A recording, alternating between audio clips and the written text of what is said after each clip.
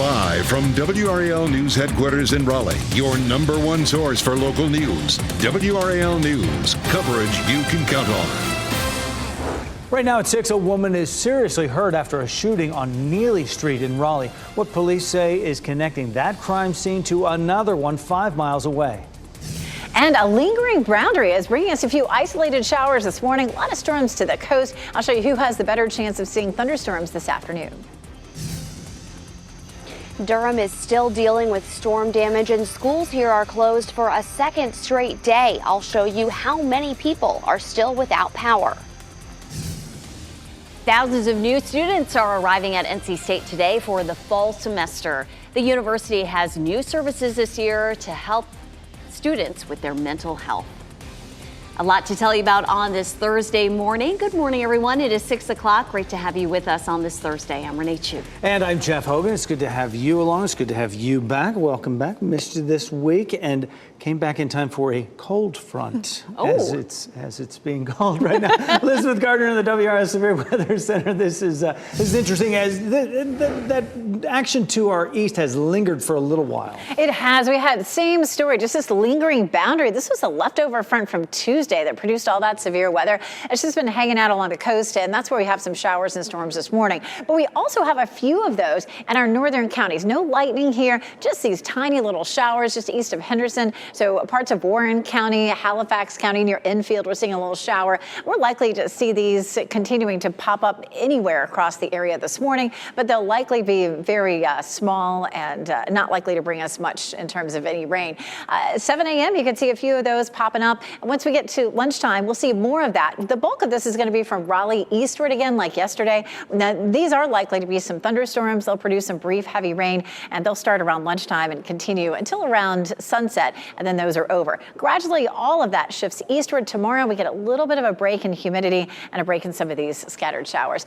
Pretty look here, partly cloudy skies in Zebulon this morning, 74 degrees, with a dew point at 72, so it does feel pretty sticky today. 74 in Southern Pines, Durham and Raleigh, and Goldsboro, our only cool spot, 64 up in Roxborough. Hour by hour, 70s this morning. We'll be in the mid-80s at lunchtime and a high of 90, which is pretty close to normal for today. We do have some ups and downs with our humidity coming our way. I'll show you which days will feel more comfortable. Coming up, Brian. It is 6:02 right now. We're going to head over to Durham. We've been watching those power outages and checking that Duke Energy map. This is based on that map, and it shows where most of the outages are this morning, and it's generally confined to the northeastern side of Durham, along that I-85 corridor, also up 501 toward Ladder Road. There's also another pocket over on the west side of Durham around 751 and 15501. And in those areas, you're likely going to run into problems with traffic signals this morning. Just need to be careful. Approach those as four-way stops. So come to a stop and then proceed with caution. On the north side of Raleigh, we may still have some activity from an earlier crash at New Hope Road at Wallingford Drive, but otherwise we're in good shape on our major routes, Jeff. Thanks, Brian. Thousands of people are waking up this morning in Durham without power. It's now 36 hours after the powerful storms hit that area. Right now, there are more than 10,000 homes and businesses in Durham that remain without that power, and Duke Energy says it hopes to have all the power restored by 6 o'clock this evening. Durham public schools that are on the year-round calendar are closed again today because of the outages and storm damage. WRAL's Monica Casey is joining us this morning from Durham. Still, Monica, a lot of damage to be cleaned up there.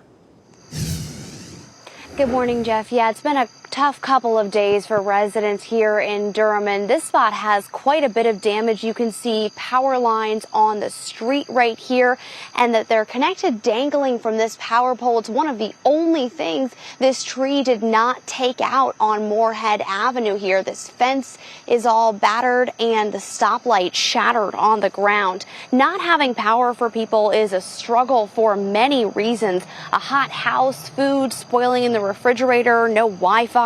It's also been a particular struggle for families who are trying to keep kids occupied. We go out to the playgrounds, to the museum, to the Life and Science Museum, or like the library and stuff. It's just been a little bit harder with all the traffic lights out and stuff. It's a little scary because people don't know, I feel like, when to stop or when to go. Jeff Brooks with Duke Energy tells me in this storm, a lot of damage has been localized to neighborhoods and side streets on lines that may not have self-healing technology. He says one tree on a line and a broken pole may only impact 40 houses, but it takes multiple crews hours to remove the tree, get a new line, and stand up a new power pole. Now, of course, this is one of the intersections where there is no stoplight right now. You should be treating this as a four-way stop. We've seen some drivers come through here quite quickly, so it's important to remember to make sure you stop at these intersections, even if there's no stoplight up. Monica Casey, WRAL News in Durham. We're following breaking news in Raleigh this morning. A woman is seriously hurt in an overnight shooting. This investigation spans two scenes, the first on New Bern Avenue and the second several miles away on Neely Street. WRAL's Kelsey Coffey joins us live this morning. And Kelsey, investigators are giving us an idea of how this all started. Renee, a woman is suffering serious injuries this morning after a shooting that happened just after 11 p.m. in a neighborhood on Neely Street. Now, police say that this car that you're about to see on your screen right now was found about 5 miles away near New Bern Avenue and Raleigh Boulevard. Police tell us that the car is connected to the shooting. We're just not sure how. Let's take you to video now of that scene on Neely Street. We only know that one woman was shot. No word yet from police on whether there are other victims. There's still a lot of questions that we have this morning, and some of them are, who does this car belong to? Is this the victim's car, the suspect's car? This is still an ongoing investigation, and we'll keep you updated as we learn more. Kelsey Coffey, WRAL News, live in Raleigh. Kelsey, thanks. We have more breaking news in Raleigh. Fire crews were able to quickly handle a fire at a warehouse that caused an explosion. This happened at Saya Freight on Precision Drive around 12:45 this morning. Workers there told the WRAL Breaking News Tracker crew that a propane-powered forklift caught fire. After they evacuated, it exploded and fire came out through the roof. No one was hurt. It's a live look at RDU International Airport this morning, and this is where leaders out at the airport will be talking about adding more parking. This is all part of the Park Economy 3 expansion project. It'll add 7,000 new parking spaces to the Economy 3 parking. Right now, it has just shy of 4,000 spaces. The lot offers lower rates and a bus shuttle to both terminals 1 and 2. President Biden and the First Lady are expected to visit the island of Maui on Monday to get a look at the damage and meet those affected by the recent wildfires. At least 111 people have been killed by the raging fires. Responders cleared roughly 40% of the burn area, going through the ashes of homes, businesses, and historic landmarks. Governor Josh Green says it's unclear exactly how many people are still unaccounted for, but it is likely close to 1,000. Happening today, thousands of new students will be arriving at NC State as move-in for the semester gets underway today. The school's making new mental health resources available to students after 7 suicides in the last school year. The school now has 50 counselors with at least one in each of its 11 different colleges. It also is offering telehealth, a peer support platform, and additional case managers to connect students with services they need. NC State is leading efforts here in thinking out of the box, having additional, not only just counseling resources, but a wide variety of different types of resources, so we're not just a one-size-fits-all model. Classes for the fall semester get started on Monday. And in Fayetteville, today marks the first day of classes for thousands of college students. Fayetteville State University kicks off its new semester. FSU welcomed its 2027 class for move-in day last Saturday. Starting today, driving in Johnson County near Wilson's Mills will be a little different. Drivers will now not be able to go from US 70 onto Turnage Road or vice versa. Instead, drivers will use Wilson's Mills Road to reach US 70, and Turnage Road will become a dead end. Eventually, Bear Farm Road on the other side of the intersection will also lose access to US 70. This is all part of the future Interstate 42 corridor project. It is 6:09. Amid the tragedy in Hawaii, heroism. It's really, really traumatizing. And and I wish I could have done more. A boat captain who rescued children out of the water tells her story of jumping into action. New laws will affect the lives of the state's transgender youth. What's changing now after GOP lawmakers override the governor's vetoes? And a little bit to see on radar this morning. North and east of Raleigh, we have a couple of showers here in Warren and Halifax counties. I'll show you who has the best chance of seeing some storms this afternoon.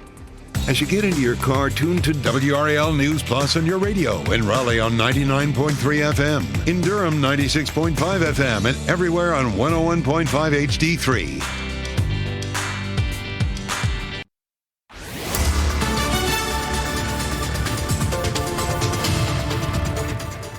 It is 6:12. Taking a look at radar, we have a few isolated showers that popped up this morning in our northeastern counties. So we're seeing that a little shower approaching Roanoke Rapids from Halifax County, a little bit of rain around Warrenton. We could see more of this pop up this morning, just these light showers. And then later this afternoon, the potential for some thunderstorms, especially from the Triangle area eastward. We'll walk through Futurecast for you coming up. The sun's coming up here in Sanford, and we're seeing just a little bit of sunshine trying to peek through some cloud cover. You're going to see a good bit of cloud cover this morning in spots as you wake up. Temperatures are mainly in the mid-70s. Tarboro, South Hill, Rocky Mount, Fayetteville, Irwin, all in the mid-70s right now. Not a bad day for the pool. It's going to be a hot one. Temperatures near 90 degrees this afternoon. We'll have a small chance for thunderstorms, though it'll be a bigger chance the farther east you go. Brian? 6:13, Elizabeth. We were watching that live traffic map this morning. We still have that crash that happened overnight out at New Hope Road at Wallingford Drive. Raleigh 911 still reporting some activity out there, so just a heads up as you head through that intersection. But overall, our major routes are looking pretty good around the Triangle, including in Durham. No big problems coming out of the northern side of Wake County on westbound 98. It looks fine. And if you're leaving Chapel Hill heading into South Durham on 40 eastbound, no delays right now from 15501 all the way out to that 885 interchange, Jeff. Thanks, Brian. 6 bills vetoed by Governor Roy Cooper are now law after state Republican lawmakers overrode those vetoes last night. 3 of those new laws impact the LGBTQ community. One would ban doctors from providing gender-affirming care to transgender minors, including hormones, even with parental consent. Another bill, the so-called Parents' Bill of Rights, bans teachers from discussing sexual orientation or gender identity until the 5th grade. It also requires schools to inform parents if a child asks to use different pronouns. Other bills enacted by override last night include a ban on transgender girls in girls and women's sports, a bill loosening rules on charter schools, and a law allowing tax dollars to be used to pay for charter school buildings. One of the most harrowing images coming out of the disaster in Hawaii is people jumping into the water to escape the fire. New this morning, we're hearing from a Lahaina boat captain who jumped into action. WRAL's Ken Smith is here now to tell us about her heroic efforts. Ken. You know, Renee, absolutely nothing is left of that Lahaina harbor. Working that harbor is Chrissy Lovett's life, and to see it destroyed by that wildfire is devastating. She says the fast-moving fire was like a flamethrower, and as she was trying to save her boat, she heard a call over the radio that 50 to 100 people were in the water trying to escape that fire. She, her partner, and another friend quickly grabbed a skiff and headed out into the harbor. Very limited visibility through the fire and thick black smoke. They eventually rescued 2 young children who were later reunited with their parents. They spent hours looking for more people to rescue. Days later, Lovett is still wondering what more she could have done to help. We were not able to find survivors any more than the kids. And if we miss people, I'm so sorry if I missed you. It's really hard to handle to know that people that I know got trapped by the fire and didn't make it. It's really, really traumatizing. And, and I wish I could have done more. You know, it's safe to say she did what she could given the unimaginable circumstances. By the way, the fire eventually destroyed 3 of her boats. She says the pain of that night will take a long time to get over. Lovett has worked this harbor for 3 decades. Most everyone in that small historic coastal community, particularly the people working Front Street and the harbor, is like family. And happening right now in the WRAL Live Center, veteran British broadcaster Sir Michael Parkinson has died after a brief illness. His family says he passed away at his home last night. He was 88 years old. His TV career spans 7 decades, and he interviewed the world's biggest stars on his long-running chat show. Guests included Sir Billy Connolly, Muhammad Ali, Sir Elton John, and Madonna. Thanks, Michelle. If you're the parent of an athlete, you will want to hear this. Today, WakeMed is hosting an EKG screening event for young athletes between 11 and 18 years of age. It's at WakeMed Apex Healthplex. It's a free screening event open to all athletes from 5 to 8 p.m. tonight. An EKG is a non-invasive test that helps identify life-threatening conditions that could lead to cardiac arrest. You can register online at wakemed.org, and that registration is required so you get your place in line. We have NFL action tomorrow night. The Carolina Panthers take on the New York Giants in their second preseason game. You can watch it starting at 7 p.m. right here on WRAL. It's time to start talking about Friday night football as well. Here, 6:17 on our Thursday. We're looking ahead already, Elizabeth. Is all this going to be moved off for tomorrow? It will. That's the way it's looking. You know, this is the same system that brought us all that severe weather on Tuesday. It's moved to the coast and stalled and just continued to weaken. But you can see there's plenty of activity here along the coast this morning. Lots of lightning, some scattered showers. Now, we're removed from that a little bit by distance. We do still have this lingering boundary, and it's producing a few isolated showers for us this morning. So you can see a little bit of that starting to develop just west of the Sandhills. So that's going to be headed toward Moore County and Hope County here, probably in the next 30 to 45 minutes. But we'll zoom in here where we're seeing some light showers around Warrenton, moving northward up towards South Hill, and a few showers from Infield, moving up toward Roanoke Rapids there in Halifax County. So a little bit of light patchy rain out there. It's not going to be enough to cause any real issues. You can see those showers down to the south, though, lifting up across parts of the Sandhills. And we'll continue to see these little showers popping up here and there between now and lunchtime. Once we get past lunchtime, we'll see more showers developing in our eastern counties. So along the I-95 corridor, so we're talking Roanoke Rapids, Rocky Mount, Goldsboro,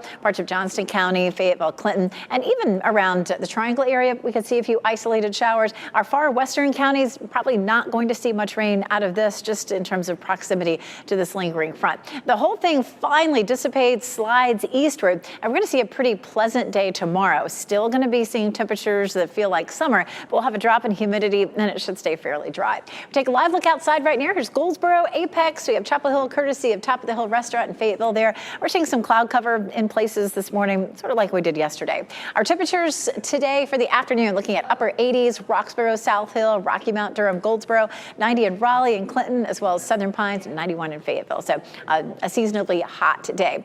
3 areas that the Hurricane Center is watching. One of those here in the Gulf of Mexico, but it's just a 20% chance of developing. We more frequently this time of year see these waves coming off the coast of Africa, having the potential to become tropical systems as they move over this very warm water of the tropics. This one has a 40% chance in the next 2 days and a 60% chance in the next 7 days of developing. This one also has a 60% chance of developing in the next 7 days. And you can see the computer models associated with this one. Right now, I mean, they're of course sort of spread all over the place, but the general trend looks to be moving into the Atlantic, maybe east of Bermuda.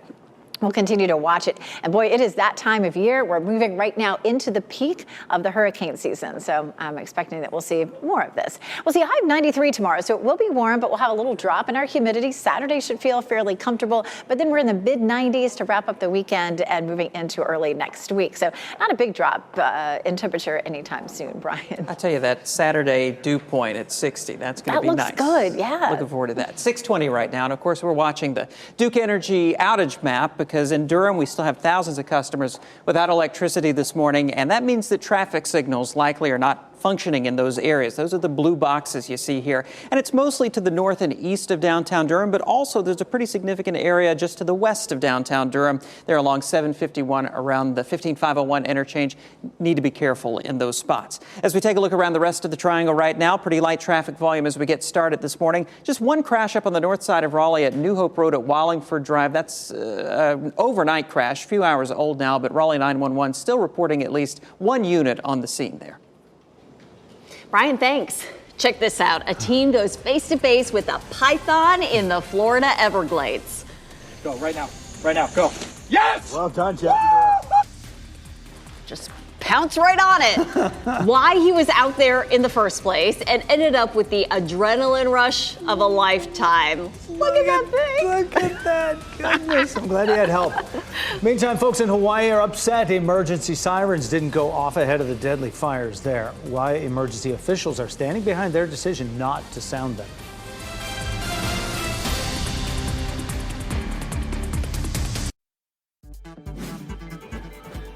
This What's Trending report, sponsored by Rug & Home. Britney Spears and her husband are calling it quits. Brian Schrader here now with What's Trending. Brian. The big news came down yesterday. Spears' husband, model Sam Asghari, has reportedly filed for divorce from the singer. They got married last June after she met him on the set of one of her music videos. Spears previously was married to dancer Kevin Federline and briefly to childhood friend Jason Alexander. Not the guy from Cheers, from Seinfeld. Different one. Yeah, not Costanza. But were we just here doing this a year ago, saying that they were getting married? Yeah, so that's that. A friend said that it's best for her. He's moved out and got his own place. Apparently something toxic in that relationship. Just run its course. Kathy Lee Gifford. Her family is wishing her a happy birthday as she turns 70 years old. Here in a series of Instagram posts, her daughter Cassidy and daughter-in-law Erica shared their favorite photographs. And that includes pictures of Kathy Lee with her grandchildren, Finn and Frank. Oh, and Kathy Lee is just loving this chapter of being a grandma. You know, the kids don't call her grandma. They call her Bubi, which is short for Bubele, which is a Yiddish word for cherished one, dear one. I thought that was sweet, but she's loving this chapter of her life. 70 looks good on her. Yeah, exactly. I was going to say 70. And now I know what to call Kathy Lee if I ever meet her in person. Bubi. Yeah. There you go. A teenager in Florida who decided to give python hunting a try bagged a monster on his first time out. Look at this. Right now, go. Yes! Well done, Jackie. 18-year-old Jack Cronin went into the Everglades Sunday night and he spotted a 15-foot, 100-pound python. He says he didn't hesitate when he saw his chance. I'm like, of course I want to jump on it. So I jumped on it, grabbed its head, and then the thing started going nuts, and it turned into a wrestling match. He wasn't just doing this for fun, he was taking part in the Florida Python Challenge. The contest is part of a conservation effort to rid the Everglades of the invasive species. Cronin missed the deadline for the contest, though, so he didn't win a prize. But he has a story to tell. Durham is still dealing with storm damage. Schools here are closed for the second day in a row. I'll have the latest number of people still without power. We have a little bit of light rain on the dual Doppler 5000 radar this morning, north and east of the triangle from Enfield to Roanoke Rapids and heading up towards South Hill, Virginia. We'll have more of these as we head through the day. I'll show you the timeline on Futurecast coming up. A woman is seriously hurt after shooting in Raleigh. Police say that crime scene and another one several miles away are connected.